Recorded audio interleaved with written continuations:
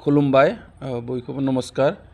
दिनै खौरां बिजोङाव हरखाबै फैनायनि कारना जादों थांनाय बिटिसि इलेक्शननि रिजाल्टनि उनाव जोंनि रौता समस्तियाव रौता बिसिडिसिनि सिङाव बिसिडिसि अफिसजों नांजाबनाय जि मुंख्लं बिनेश्वर ब्रह्मनि मुङाव नलेज सेन्टार बानायनाय जादोंमोन। दा बे नलेज सेन्टारनि जि मोनसे मुं नेम प्लेट बेखौ दिनै गोहोआव फैनाय सरकाराव फैनाय सुबुंफोरा बख'नानै गारबाय।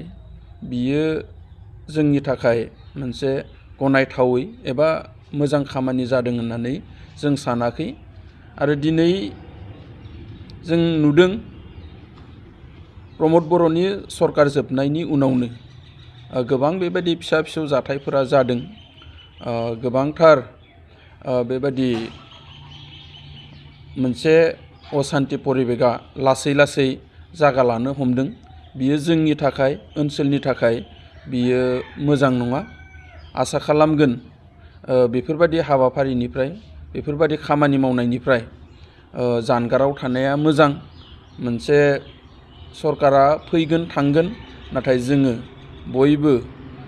बयखौबो मान होलायनानै थालायोब्ला सरकारखौ सालायोब्ला मोजां, जाहाथे बेयाव जेबो अखान्थि जाया, जों बेखौ खावलायगोन।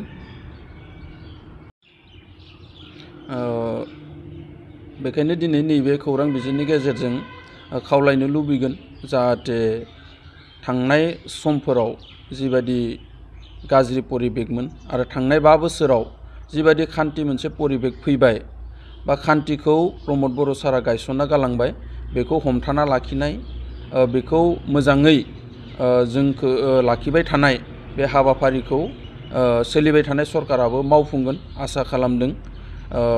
बेबायदि राजनितियाव जेननाय देरहानाय सरकार फैनाय थांनाय बियो जाबाय थागोन, नाथाय जों बिनिनो थागिबि हिसाबै गावबा गावनि खामानिखौ मावनानैनो जिहेतु जों सोलिनांगोन। बयजोंबो जोङो बिदा फंबाय हिसाबै अनलायनानै थानांगोन। बे परिबेकखौ जाहाथे थिग खालामो, जोंनि गेजेराव जेबो दाङाबाजि दावराव दावसि जाया।